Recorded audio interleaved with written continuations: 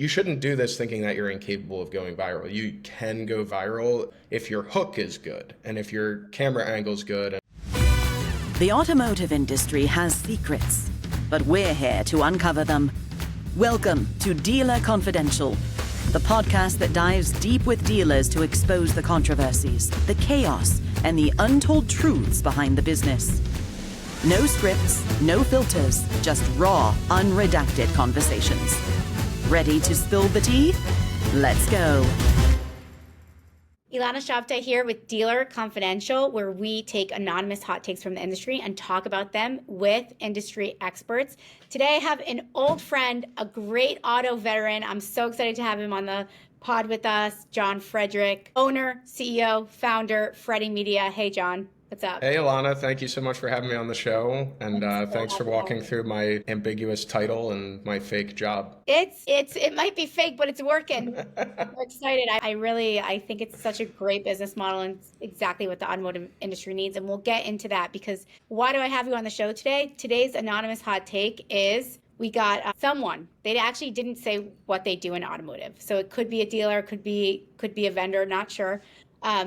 Wrote to us, young salespeople need to stop trying to be influencers. Right. And I saw it and I was like, okay, let's get Jon on here. Let's talk about it. Yeah, I am the guy to ask that because I waste my time every day talking to the 25-year-old salespeople that are influencers. And like, you know, it's so I'm 35, so these people are 10 years younger than me and they're all kind of like, there is a generational gap. They've never seen the movies I've seen, but you know, I've heard that feedback before. And I would just say to you, Ilana, like, if they're not doing that, what should they be doing? Yeah. And also, like, I agree with the generational gap. For myself, I'm obviously very close to your age, and I don't think I could ever be an influencer. But hey, I follow a million influencers, and I'm so invested in their lives. Ilana, you could be an influencer. I wish. No, but I'm saying it works. I mean, this is what works, right? And you're super close to the business model and right. Specifically how it elevates dealers and their marketing and like we should talk about that so we can give some insight because I really right. do think as dealers are also looking for what type of personas they should be hiring for the next gen of sales teams and BDCs, like should they be looking at this? Yeah, in a lot of ways, they already have it. When we go to train a dealership on how to do organic social media and create user-generated content that's either good for leads, reputation management, or employee engagement, every time somebody raises their hand, they say, I have 50,000 followers on my account where I restore my old Bronco. And like every dealer looks at me and goes, I didn't know that. And it's every time. So like there are people at your dealership that are already creating content that already have successful accounts. And as Russ Flips Whips always said, you know, he's like, he is the savant, the king of it. He says you're either producing content or you're consuming content. And the reason retail automotive is so good for this is because we hire these people for their personalities. We hire them because they're kind of like me. They can't shut up. And then, you know, we need to kind of orient their powers for good. And the other reason it works is because there's so many people at a rooftop. There's a finance department, a sales department, a service department, a parts department. All of these people can be posting insight, satire, whatever they do about their specific job. And the sum total of everybody posting up to the rooftop is pretty impactful, especially on your local region. And that's the premise here is if everybody's posting, the sum total of your 50 employees posting on all platforms of social media starts chipping away at your dependence on paid advertising. And you also get recruitment outcomes and like Russ has videos ranking on Google and TikTok and Instagram for common purchasing terms, such as negative equity. What is Russ's enterprise value or his SEO value on his goofy male Karen videos that are really about how to get a car appraised, how to do an automotive appraisal at a dealership? So that ranks above Carvana. So how much is that worth? $2 million? And it's there for the taking, especially when we were in Australia. It was green pastures. They hadn't even touched it yet. So interesting. So SEO value, trust in a brand, like brand value. Obviously, there's like competitive edge. If you have personalities out there, then people are going to choose your dealership over others. Yeah. When it comes to the geography, obviously you want as local as possible so that people come in and buy. But when it comes to like SEO, for example, what's the value for dealerships? Yeah, let me tell you. Yeah. So you know better than I do. And in where you are, I think you're in Tel Aviv today, like That is Google Central. That's like where Google really like does everything worthwhile. But Russ, me, my team, we kind of believe that Google is ceding market share every day. So every day Google is ceding market share for search to both the social platforms and the AI platforms that aren't Gemini, but Grok and all the other ones. And then suddenly Anna and I are about the same age, and you and I are probably still Google people. But if our younger cousins that are like 20 to 32 start Googling where to buy a car in Jacksonville, Florida, they're going to TikTok first. And then at the very least, even if they find the car they want to buy on Google or, one of the platforms, they're going to verify what the place looks like through Instagram and TikTok. That is the nature of like identity verification or reputation management is before I'm going to drive across town to go get an appraisal, I'm going to look at TikTok to see if these people have a pulse or Instagram. And if they don't, I might look around a little more. So it's good, even if it's just like a verification, that this is a bright, smiley face to do business. And also it'll start ranking regionally, and the platforms you asked about, how do you regionalize it? There's tips and tricks, and please, subscribe to the goofy trading company Russ and I spun up. But the platforms are so good at localizing right now. Before we got on this call, Ilana and I were laughing because Russ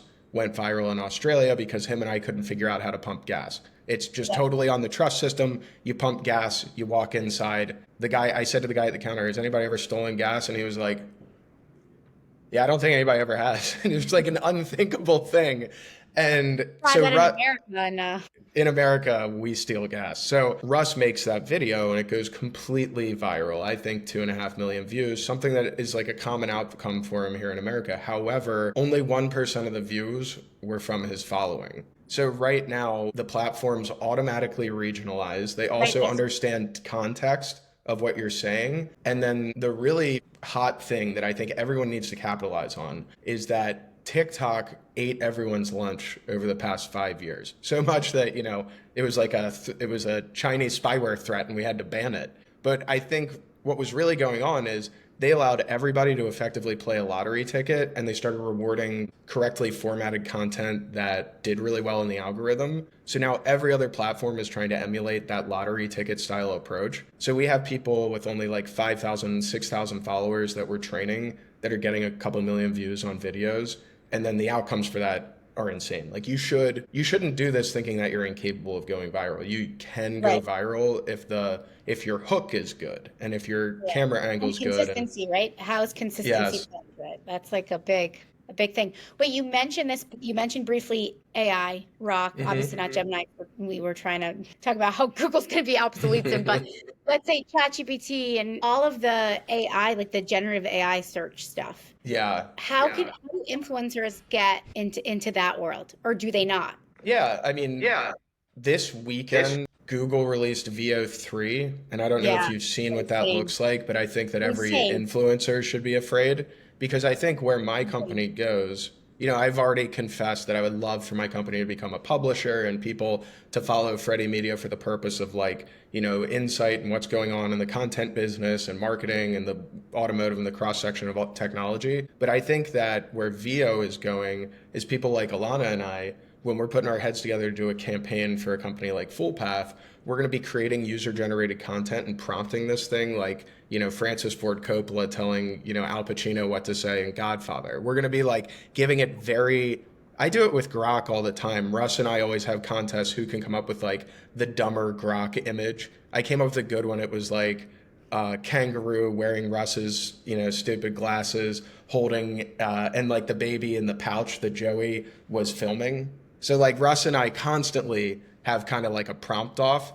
But now that VO can do that sort of UGC style video that's indistinguishable from humans, that we woke up this morning in a different world where you may not have to pay people, because the value, Ilana, isn't really so much asking an influencer to post on their timeline. It's creating compelling user-generated content that sells and then turning it into a paid ad and giving it some sort of flight. There was a great example I stumbled upon this weekend. It was the action star Frank Grillo. He's kind of like a macho Jason Statham guy. And then the hook was him with a profane curse word and then talking about his skincare routine. So it was kind of funny, tough guy, skincare routine.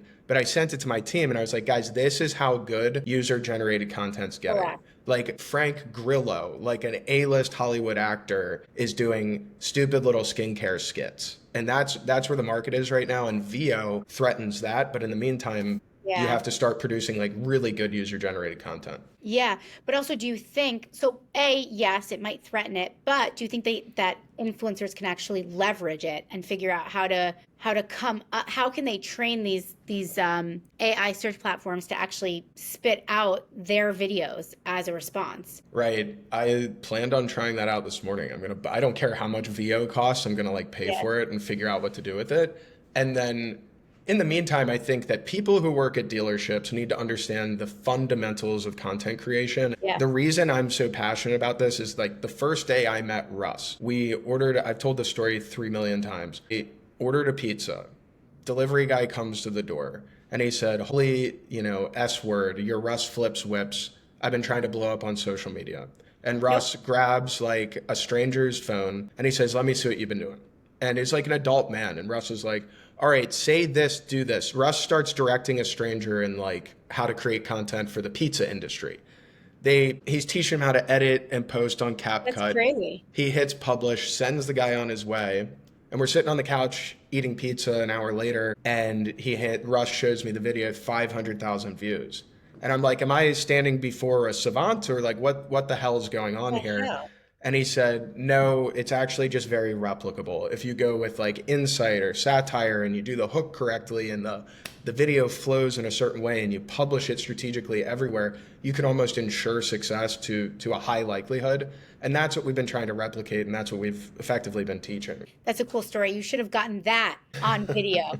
Yeah, well, it's that cool outcome, Ilana, is Dave Portnoy saw the video. Dave Portnoy came and rated the guy's pizza on the One Bite thing. And then it went from being like the shittiest little dive to like a proper like retail pizza establishment. That's really cool. That's an awesome success story that also I feel like, because my next question was going to be more about like business owners, dealership owners, buy-in, how can they understand sort of the effect on bottom line from this type of stuff? Yeah, okay, so maybe more people will come in and buy our car, but it's beyond that. Like if you think about that example, turn some dive pizza into like, a place where famous people are coming in and rating the videos.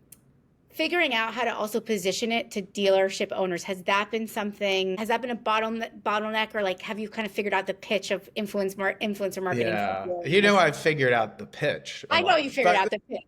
The value of it is if you walk through a dealership today, and it was the same when I was selling cars 10 years ago, we staff the showroom for the busiest day, effectively. So I worked at a store that had 55 sales guys. It was really wild. And then in between ups, you generally have some time on your hand, and you're there from 9 to 9. So how are you calling customers all day, or do you have time in between Candy Crush and cigarette? You're not even allowed to smoke cigarettes anymore. Can you go out and cut a little bit of content?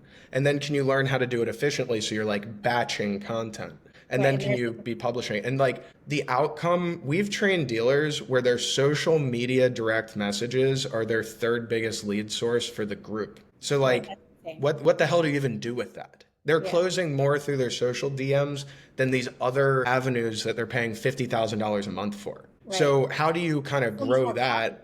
Right. Yeah. And then also, Austin Conroy at Rorman Toyota was the first guy who ever let us train his store with Zach Kinch. And that was me and those guys. We were like Vince McMahon. We were putting on like a fake Plinko board sale. It was a real sale, but like we were promoting it in kind of like Vince McMahon fashion, challenging them, Russ replying to. That was one of the craziest things we've ever done. And then, now when they needed to replace a service advisor and a service director and a technician at the Rorman Group last week, they asked Austin to post about it.